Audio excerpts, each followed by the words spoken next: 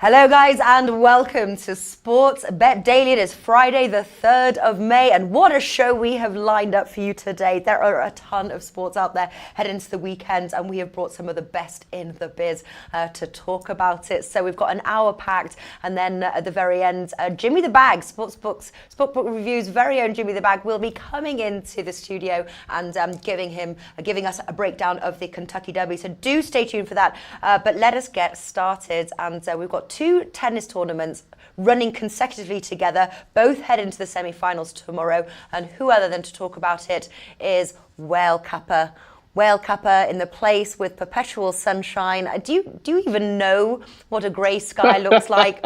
What a drop of rain feels like? We do videos all year round, and all year round it looks like this. I can't believe it. What's rain? What are you talking about? I'm not sure what you're referring Rain, to. snow, It's none like of when that. wet stuff falls out of the sky. I don't know. I don't know. No. It's full on spring has sprung here in Southern California. It could not be nicer. I'll be out on the water later today. This is going to be one of the better weekends we have weather-wise all year. So I'm really looking forward to it. And it's easy to get caught up in this, in the feeling of you want to be outside, you want to be watching, watching some tennis because this European tennis swing has been a ton of fun to watch, a ton of fun to handicap. The clay season is always I have a soft spot because it's more dynamic, more interesting. It's more challenging to handicap, and it's been a great year so far. And we're in for another couple of weeks of outstanding tennis, and this week is no different. Yeah, obviously we generally get together and we talk about the Grand Slams. So how do these tournaments fare? Because there's the larger names in the Grand Slams. Is there more value? Because a lot of the time, say, and again, you're the expert on this one, and so here to ask you a question. But like for example, in football or something, the smaller tournaments. Or the lower leagues say there's more value in that. Would you say that's the same with these tournaments? Boy, I would say there's more value if your general staking approach is trying to identify underdogs that have a chance at an upset. In general, on clay, most of who wins the match comes down to who can capitalize on their break opportunities. And when you have, best of 5 men's tennis in the slam, it's a lot more difficult to sustain, lucky breaks, and win 3 sets. And so you generally see the stronger players win out in the slams. And, that makes it less fun if you like to take a punt on a longer shot or longer odds player. But this tournament and really all of the clay season so far has just been a bettor's delight if you love the underdogs. Rafa Nadal was the heavy favorite heading into Monte Carlo. He gets upset by Fabio Fognini, who wins his first ever Masters 1000 title in spectacular fashion. And then, Nadal on home clay in Barcelona on court Rafa Nadal gets beat by Dominic Thiem, another huge upset. And now we find ourselves in 2 of the smaller tournaments of the swing here. ATP Munich, the BMW Open in Munich going on in beautiful Bavaria in Germany, and then the wonderful coastal city of Estoril in Portugal. And that in Munich, that's typically where Sasha Zverev dominates. Yeah, and he got upset today by a young Chilean player who's got a lot of promise. So it's been a very profitable spring if you're interested in kind of backing the up and coming players or the players with solid clay records who have never really been able to capitalize on their opportunities. Like they're all coming home this spring. And then, so we've got 2 consecutive. We've got the Estoril and then ATP Munich. Which one do you want to start with? Which one's your favorite? Can you choose? Well, so Estoril is I enjoy watching Estoril more personally because the crowd is extremely engaged for such a small tournament. This is the only real major tennis tournament that they have all year in Portugal, and they really care a lot. And so it's it's fun to watch the crowd, and they support their home team, their home players very, very, impressively. Unfortunately, all the Portuguese have been eliminated from the tournament at this point, but it still is going to be a lot of fun. So let's talk about Estoril first. Quarterfinals are still in play. A guy that I feel like should be the clear odds-on favorite to win this, and Tsitsipas is through to the semifinals. I expect he'll probably come up against Gael Monfils, who's in play right now, likely gets this done in less dramatic fashion, I would expect, even though I know he got broken early in the second set here. But the nightcap down there is a really fun handicap. We have Uruguayan star Pablo Cuevas taking on the only American who really has been able to kind of do anything of note on clay in Francis Tiafoe. And Francis should be a live dog in this one. I know, I think it's a fair price on Cuevas to come away the winner, but I would expect this to be an extremely competitive match. My favorite look on this one is over 2.5 sets. I think this goes the distance.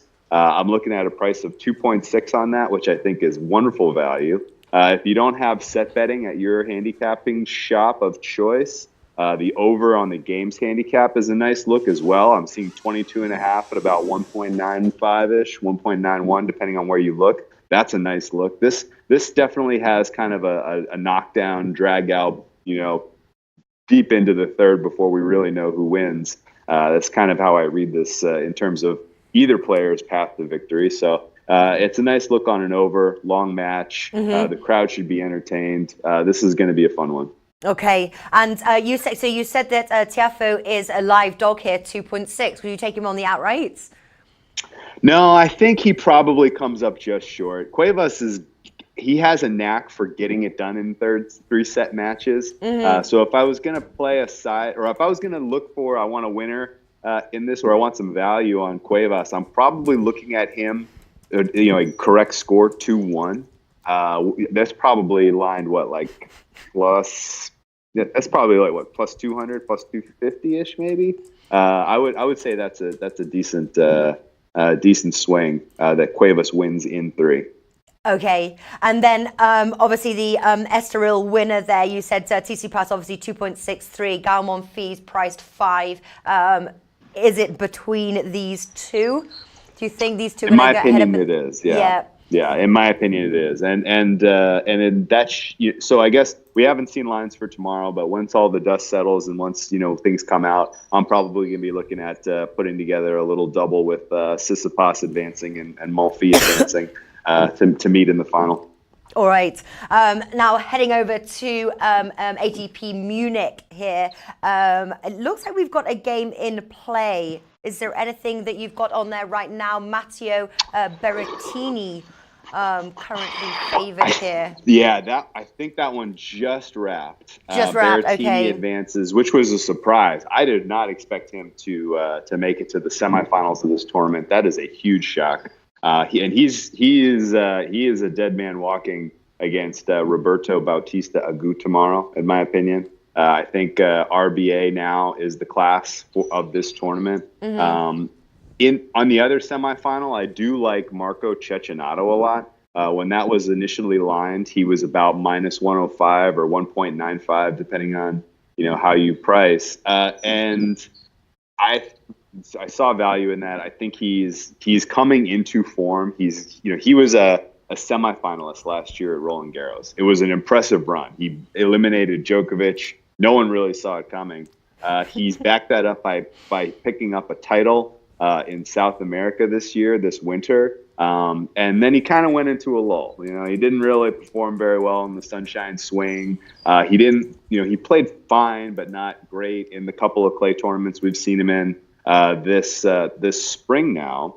But I think he's definitely coming into form, and he should be a higher a value play on the money line up to about minus 125, minus 130. It's moving in that direction. I think that's probably where this lands, and that's probably about the true odds as far as I make them. I think he's got about a 58, 60-ish% chance to win this match. So I like Cecchinato a lot on the money line. I grabbed it on the open, and I think there's still value in that with the odds drifting even. Yeah, and again, who do you like to win the win the ATP Munich? Roberto Bautista Agut. Really? This guy is a freaking machine. I mean, it's wild that he's able to he doesn't look good from start to finish. He's not going to go out there and dominate his opponent. He's basically going to just frustrate them. Take his opportunities when they presented, and just kind of outlast them. I don't know what he does in the offseason in terms of getting himself fit for tennis, but he does it in a way that, he really impressed at the Australian Open, going 5 sets routinely and still having gas in the tank to come back 2 days later and do it again. It was very impressive.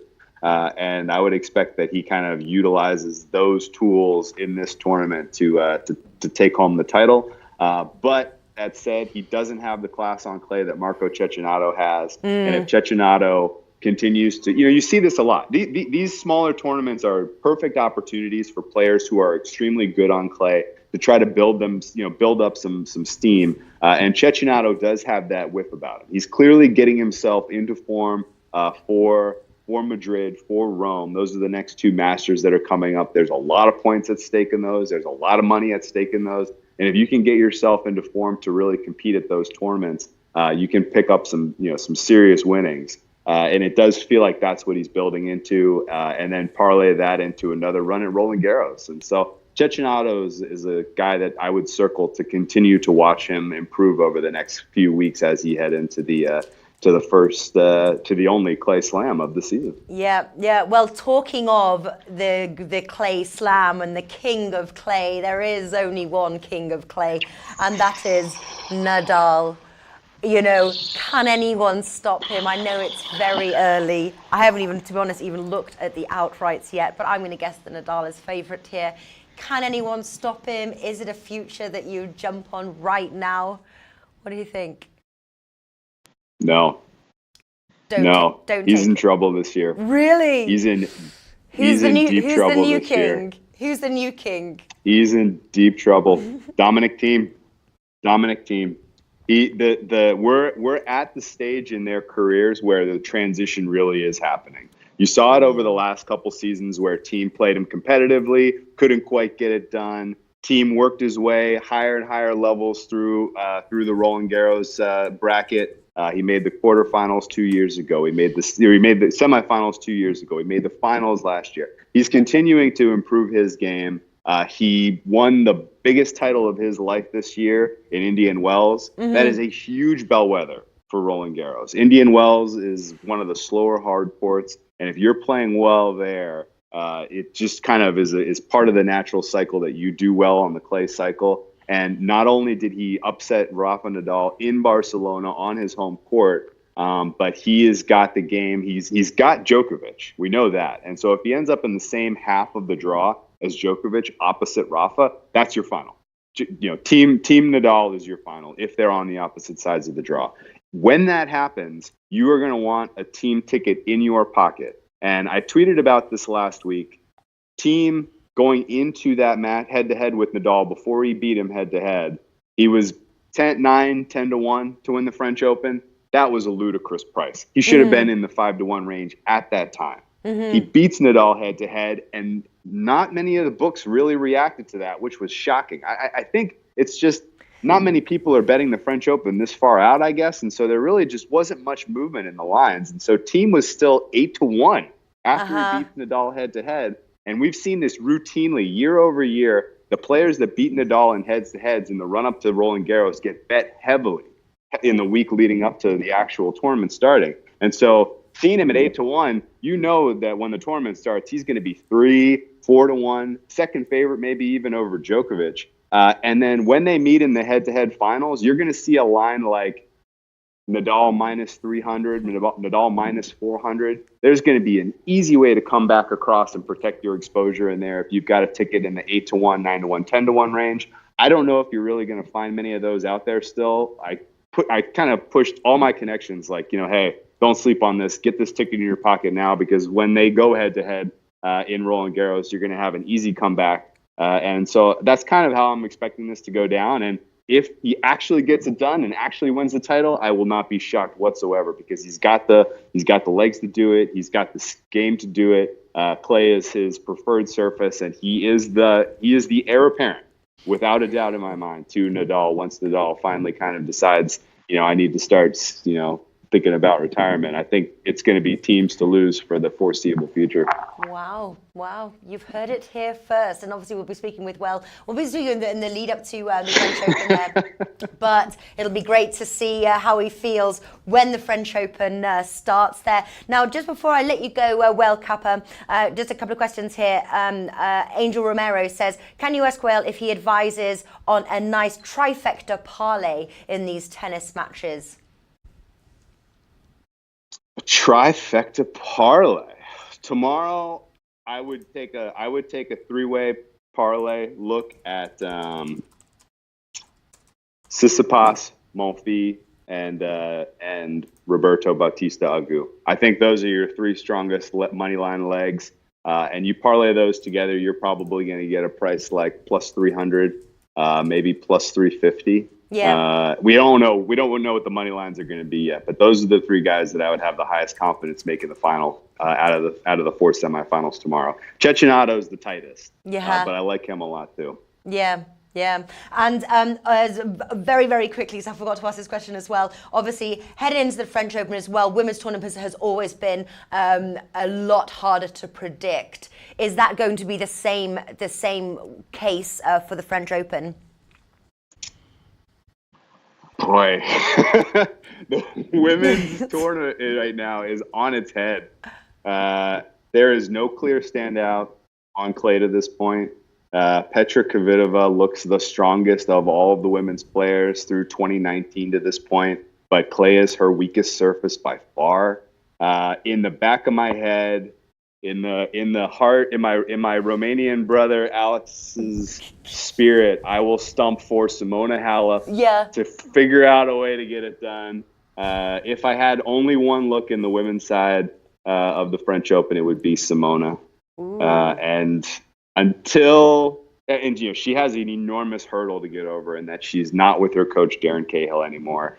He was a crutch for her, and kind of not a crutch necessarily, but like kind of a key kind of stopgap of stopping the meltdown while it was in progress. And without him in her corner, it might be a little bit more difficult, but I think she's got the best game. Sloane Stephens was kind of on my radar this year, but she's recently going through, enormous personal changes in her life, as far as, romantic relationship with former U.S. soccer player Josie Altidore.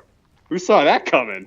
But yeah, I mean, those types of things tend to be a pretty enormous distraction when it comes to winning, focusing for 2 weeks and winning a Grand Slam. So I'm not expecting much from Sloane Stephens, and who knows what we see from Serena Williams on clay this year, if she even decides to play. It's going to be a wild card. So there's not a clear and obvious candidate for top player on the women's side, and so it should make it for a pretty interesting handicap. You probably want to spread your risk though, because it really could go a lot of ways.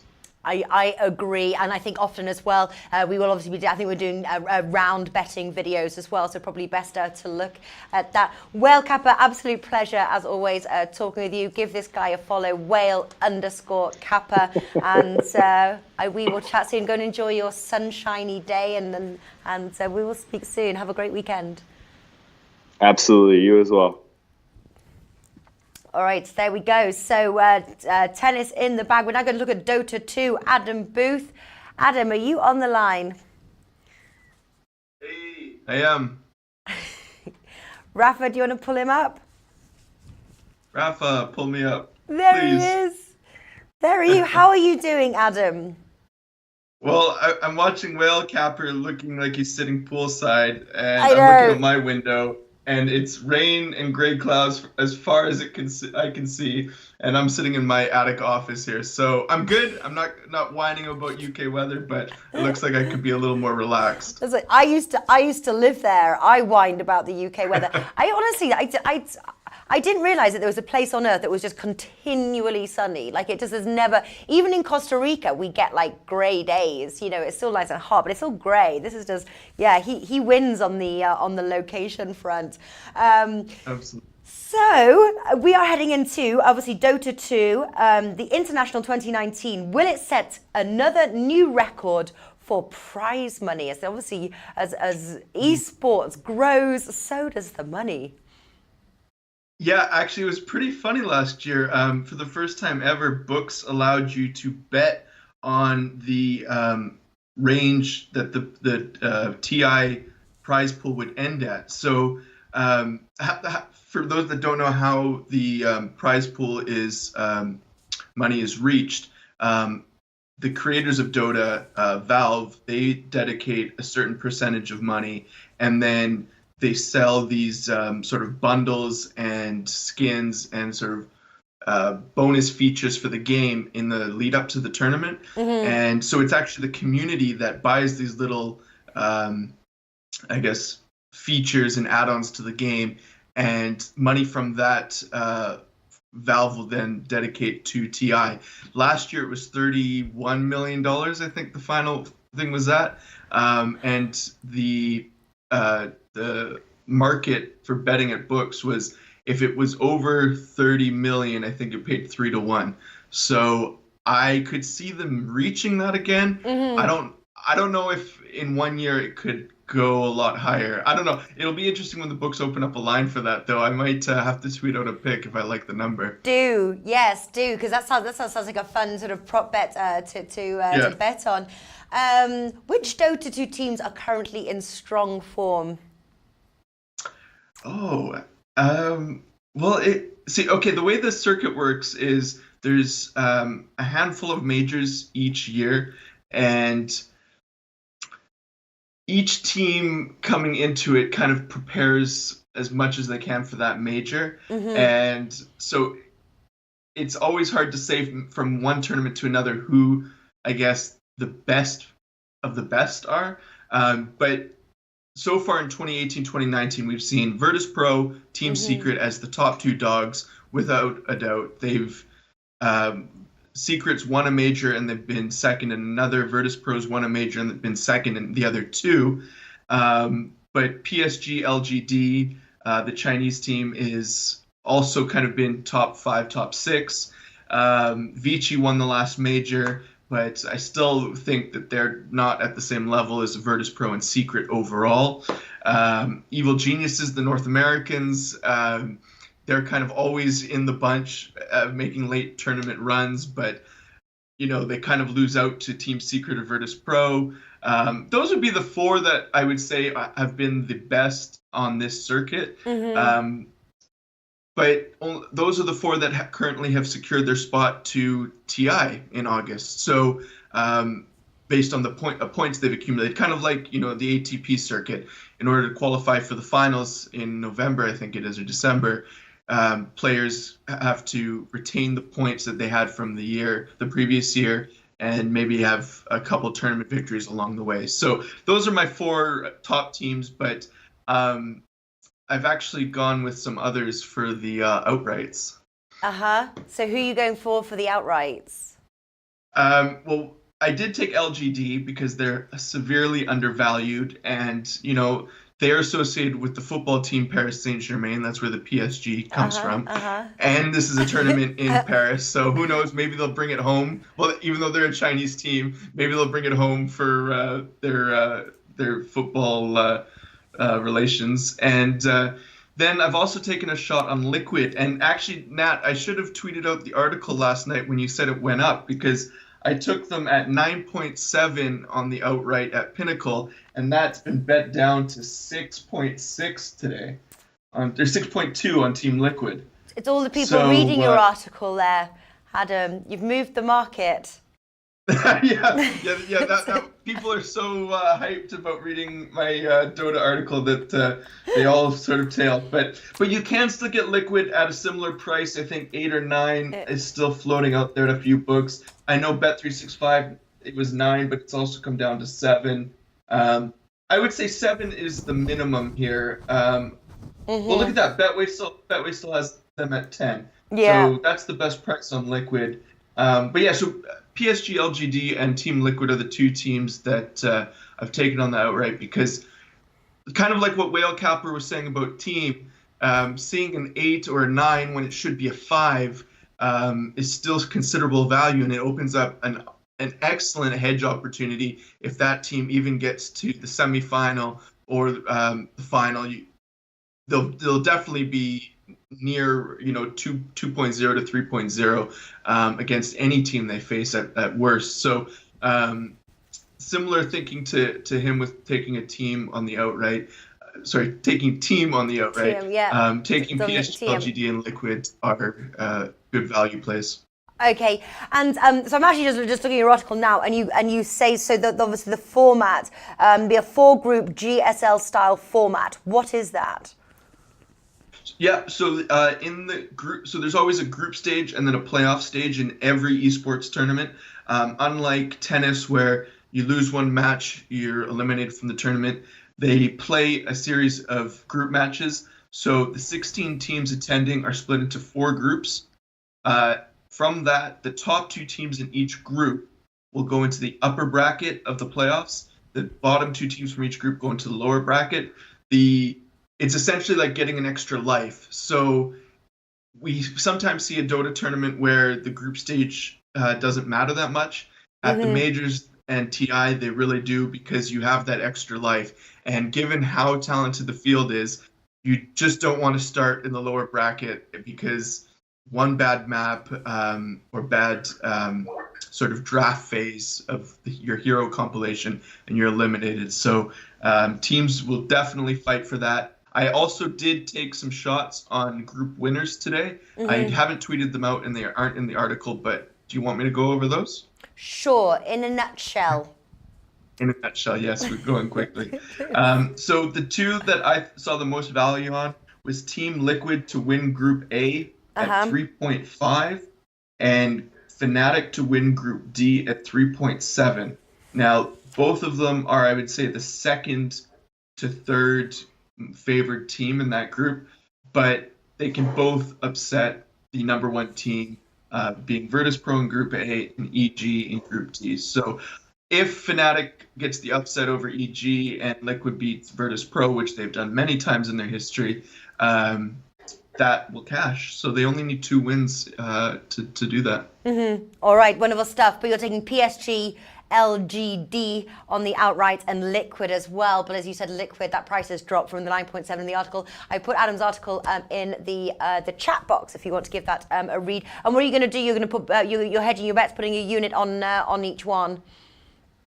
Yep, I did that yesterday, and I love those plays. Honestly, I don't want to pat myself on the back, but I do think that's huge. Honestly, because it's almost like getting it's almost like getting like a Federer after he's come back from injury right before he's going to win a tournament. It's sort of like we're getting ahead of Liquid last year for most of the circuit. They were around 3.0 to win every major. So this is a team getting them at 9 when they have won TI and they've won multiple tournaments in the past. I think this is a great price.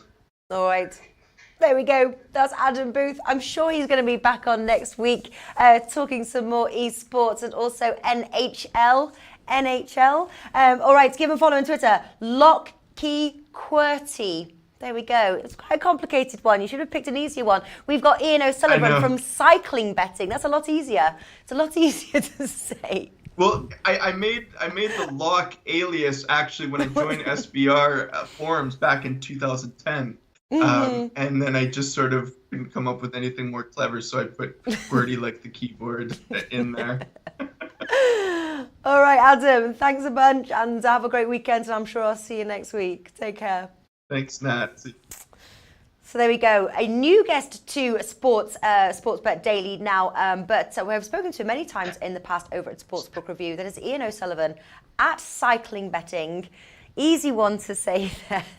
Ian, how are you doing? We're going to be talking Giro d'Italia. Long time no speak or see. Yes, how you doing, Natalie? It's good to be back. The Giro's just over a week away, so yes. Excitement's starting to build. Yes, it is. 21 stages, about 3 weeks of cycling, and obviously one of, if not the biggest name, Chris Froome, is not taking part. Is that a big miss?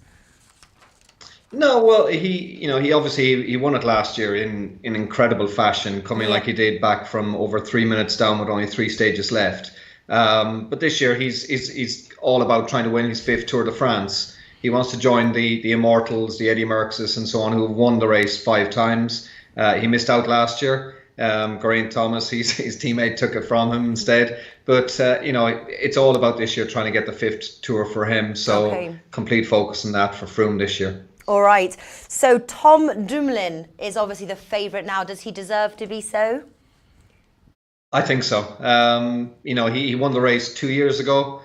He came very, very close to winning it last year. I'd actually picked him out last year to win it before the race. And when Simon Yates started to collapse on stage 19, when Chris Froome took off on his crazy 80-kilometre attack, Tom Dumoulin actually went to something like 1-4 in play to win the race. And I actually traded out of all my bet at that point, just in case anything would happen. And sure enough, by the end of the stage, Chris Froome was odds on. Yeah. During that stage, we had Simon Yates at odds on, Tom Dumoulin at odds on, and Chris Froome at odds on to win the Giro all in one stage. It was just a crazy, crazy day. But yes, again, back to your question, he's a very, very powerful time trialist, and it looks like the organisers have designed a route this year with Tom in mind to try and get him to come there. They want a superstar name with Chris Froome, probably going to skip it when the plans were being put in place. So they've designed a course which starts with a time trial, ends with a time trial, and has a time trial in the middle,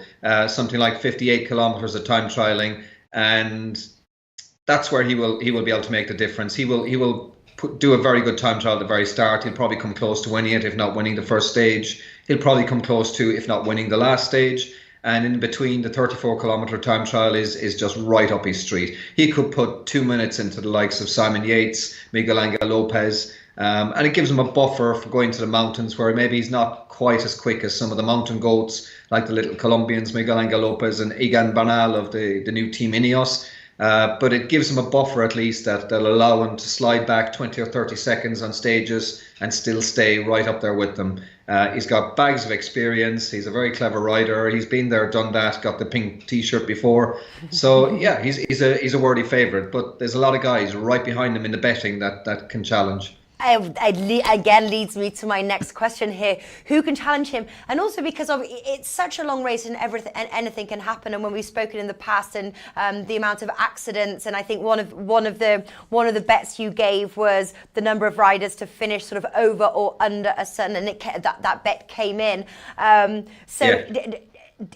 Do you bet like on the outright? So are you betting on Tom Dumoulin to win? Do you hedge your bets on a few riders, or is it something that you do a little further into the tournament where it might be a little bit safer?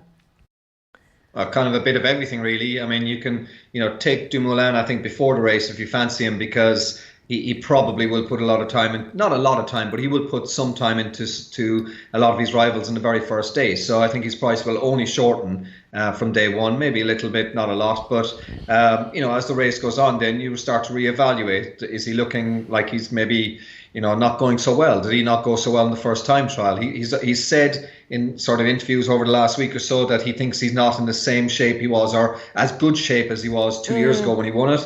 But this is all mind games and bluff. They always play themselves down. Yeah. They'll always say, I've got, I'm not feeling so well, I'm not feeling great. And then they go out and they blow it to pieces. So you can never really take these guys' words in interviews before a race, because they like to try and take the pressure off a little bit. But, the number of finishers, etc., those markets will be coming out in the last few days before the race starts, because right now they don't even know who the full squads are. The teams aren't fully announced yet. I think, in the last 2 or 3 days, the bookies come out with a plethora of markets, number of finishers, who'll win the points jersey, who'll win the King of the Mountains jersey, number of finishers, number of stage wins for a rider, so you can bet whether, Dumoulin will win maybe one stage or 2 stages or 3 stages and so on. If you think he'll win all the 3 time trials, for example, you could bet on 2 stages or more. So you just watch what's going on day by day and reevaluate.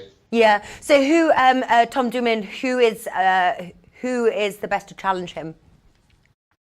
Well, if you look at the betting, there's sort of a little group of riders all within about a point or two of him. It's very close. And if you kind of look across the bookies, there's actually some of them have different riders are almost the same price as Dumoulin or within a half point a point. You've got Primož Roglič, who seems to be the sort of the second favourite with the majority of bookies. And this guy, not so long ago, he was a ski jumper. He's a late convert to the sport of cycling. And he's been absolutely phenomenal. He's a real superstar in the making. He's entered 2 stage races so far this year, the UAE Tour over in the United Arab Emirates and Tirreno Adriatico, which is a big race in Italy early in the season, and he's won both of those stage races. And right now this week he's taking part in the Tour Romandy, and as we speak he's leading the race after winning a sprint on the second day and coming very, very close, within 0.3 of a second of winning the time trial on the first day. So he's got sort of all the elements to throw up a good challenge to Dumoulin. He's a great time trialist. He can climb, but I think Dumoulin has the slight edge on him in some of the time trials, and he might have the edge on him in some of the climbs as well. So there won't be much between the two of them. I think Roglic is good for a stage win, if not 2 or more. He's that kind of rider. He's a punchy attacking rider, and he can get out and maybe take a stage. But and right behind him, then you've got Egan Bernal, who's sort of Chris Froome's replacement for Team Ineos. These are the team that have the new team that have spun out of Team Sky when a new sponsor came in this year. So an unfamiliar name, but a familiar team. And Egan Bernal is only 22, I think he is, a young Colombian, and he's going to be a superstar. He's an absolutely fantastic rider. He finished 15th in the Tour last year, but he did so while he was basically working his legs off for Chris Froome and Geraint Thomas. He ripped the race to pieces on many a stage up the mountains so as to blow off all of Froome and Thomas's rivals. And this year he's getting a chance to go as team leader for Team Ineos in the Tour of Italy, and I think he's something like 3rd favourite. So big expectations for a 22-year-old. He'll be right up there, but I think he will lose time in the time trials. He will make up time in some of the mountain stages, and the same can be said for Miguel Angel Lopez, who's my pick as an outsider, in that he's 10-1 as opposed to the sort of 3 and 4-1 that some of the others are. I picked him for the Tour of Spain first last year, and he finished 3rd.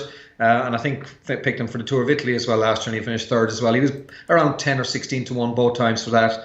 He's good at getting onto the podium. He's there and thereabouts. He does well on the mountain stages. He attacks away to win sometimes, but his time trial is pretty poor. He's going to lose 2 minutes to Tom Dumoulin over the long time trial, so he's going to have to make that up elsewhere. But he's the kind of guy that could sneak into 3rd place as well.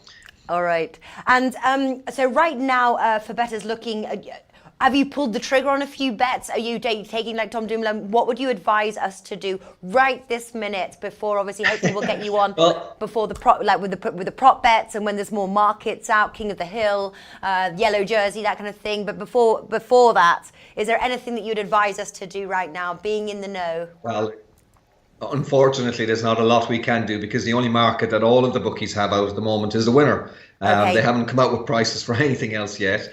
So I think maybe the best thing to do is we have another catch up towards the end of next week maybe, and I'll go through some of the bets, because even things like the points jersey, okay, we've got a fair idea who's probably going to be in the race, but teams haven't been confirmed yet. And the guy who I think will probably go very well in the points jersey competition, Fernando Gaviria, he won it 2 years ago.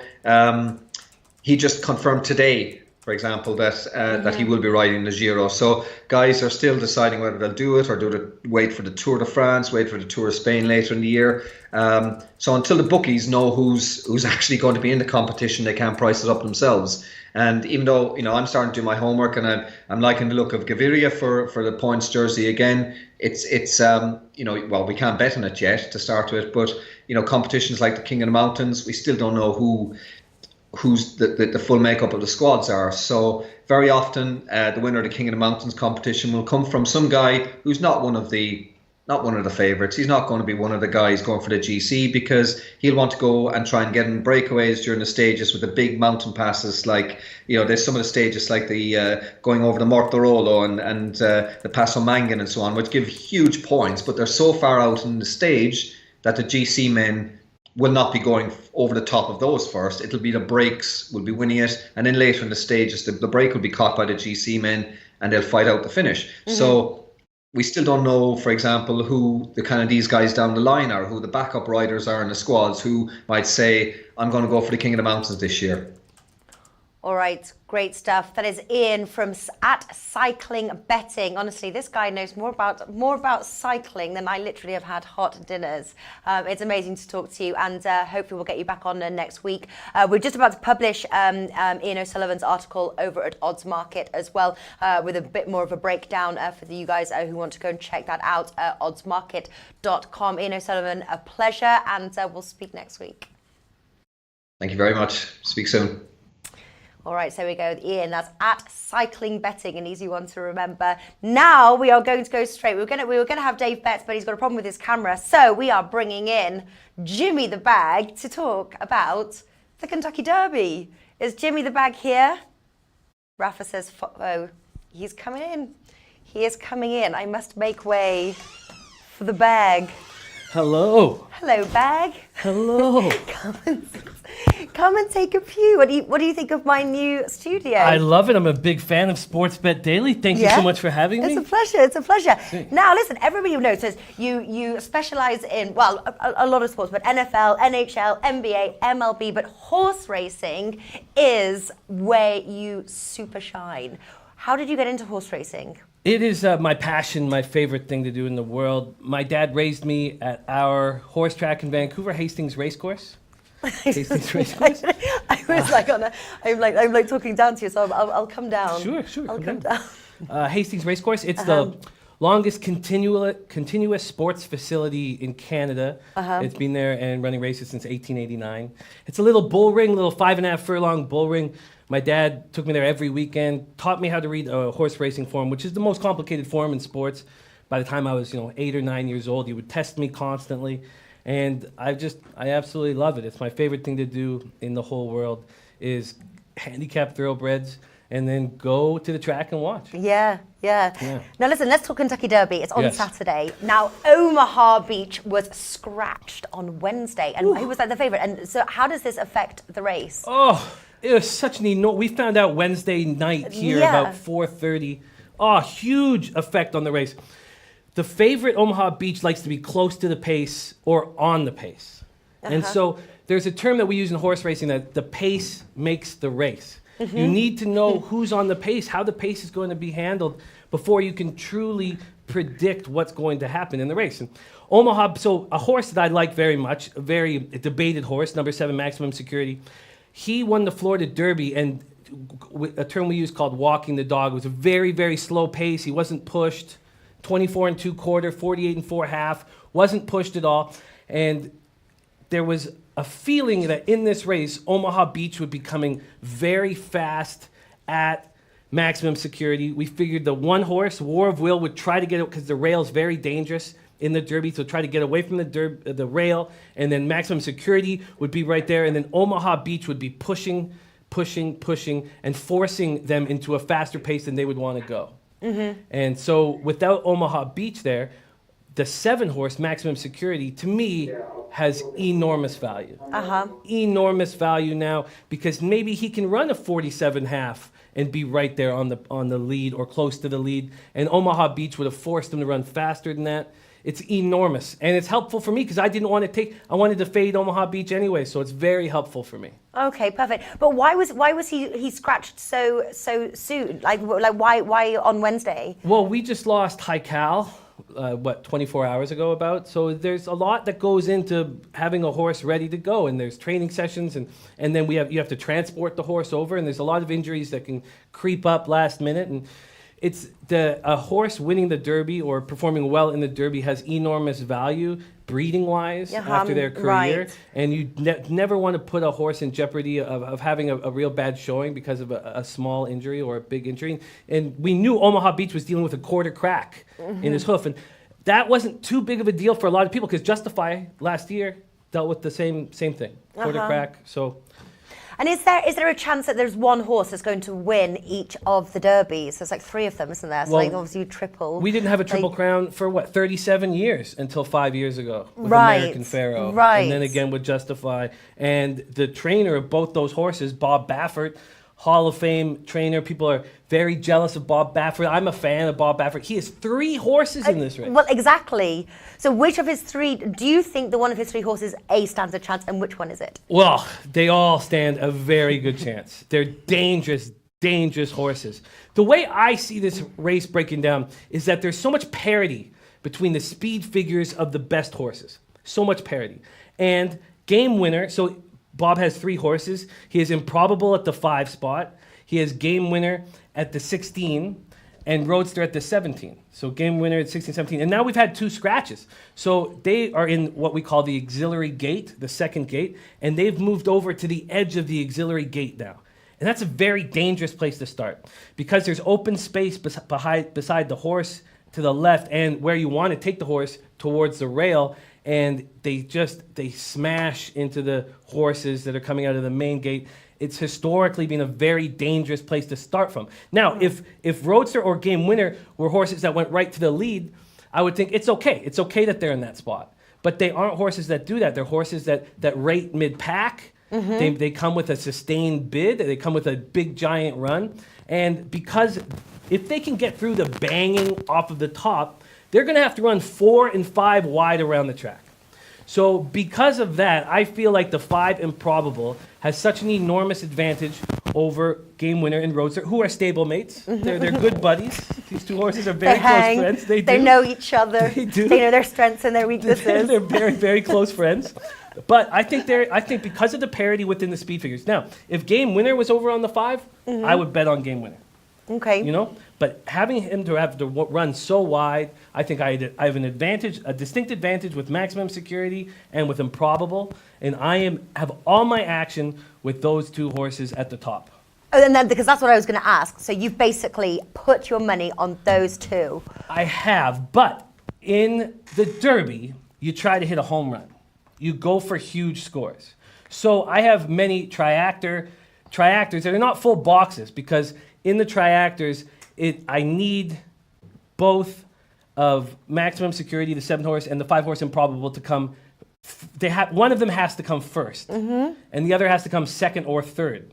And then I put a whole bunch of long shots to fill up that other spot, going for that huge. What do you mean? Just you made a lot of bets on like a lot of long shots? I have 10 different horses. I have $3 triactors, so I have $550 set to bet on this race. Okay, total. So I have $120 of that to these triactors. Each triactor costs $6 because I've boxed the 2 horses, my 5 and 7, to come, either first and second, or first and third.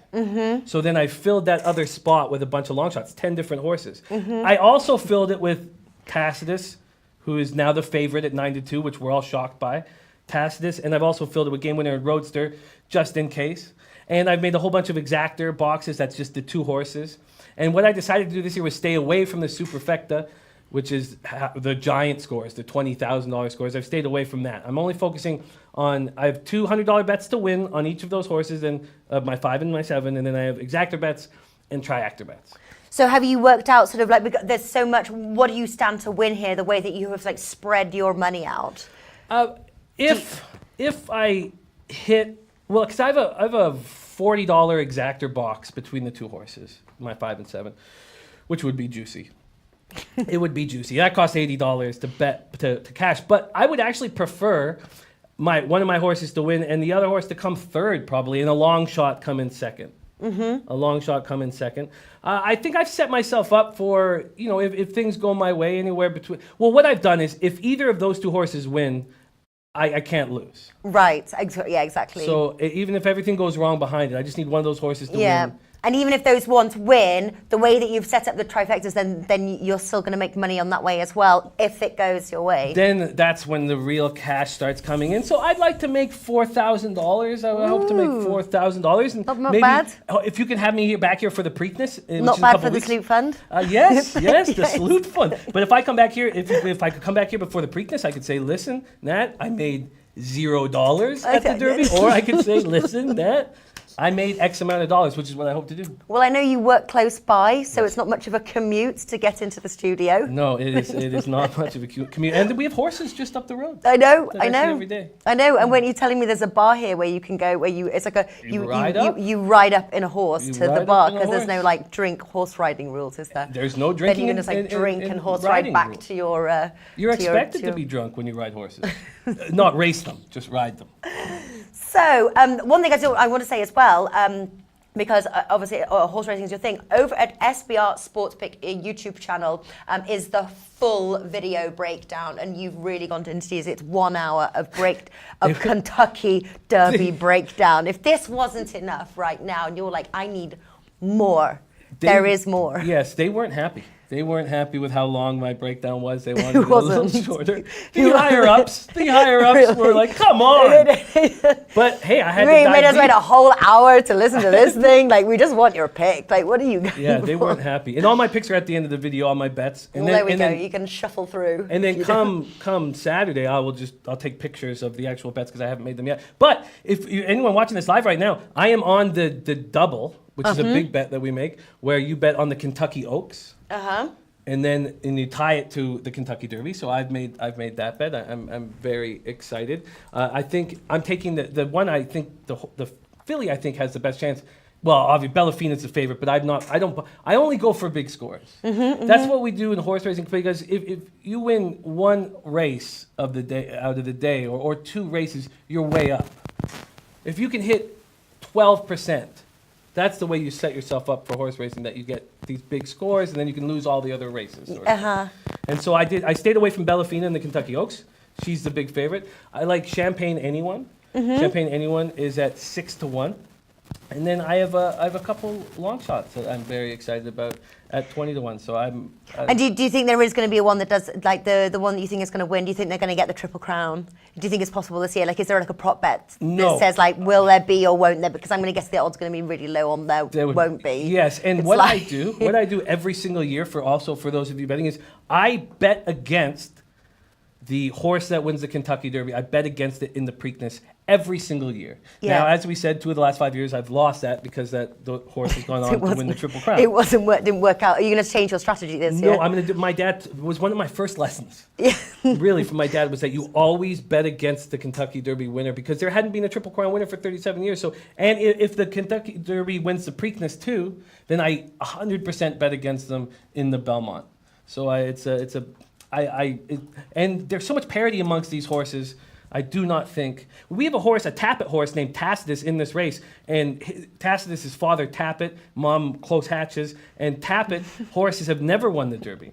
They always come in the Derby, do okay, and then win the Belmont, which is in 5 weeks. So no, I do not think there'll be a Triple Crown winner, and I will be betting against whoever wins this race in 2 weeks. There we go. That was that's Jimmy the Bag from SBR. Head on over to SBR Sports Picks and go and check out his video. I'll see if I can actually get a link in a second, and also give him a follow at Jimmy the Bag. Thank you so much. Thank you for having me. I love the show. Yeah, we did. It's a pleasure. All right, we were going to have Dave Betts, but apparently he has a problem with his camera. But again, a lot of his picks are over at oddsmarket.com.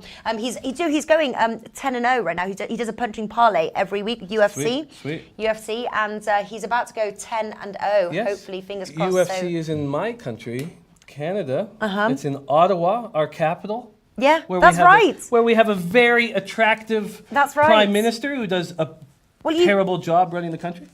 Well, you also do a little bit of UFC betting, but you don't do it on camera, do you? You just do it like I bet. Well, I just behind the camera. You just don't. You like to give your like advice on it. You like to. I like to tell the experts. Oh right, because you've got a great guy that comes on your show, don't you? Yes, we have a great guy. And you follow his bets. Whom I love very much. His name's America at Maximus in 3D is his Twitter handle. But I just don't know enough about the sport. When you talk about a sport, you want to be as in the realm of you don't want to be like the blind leading the blind.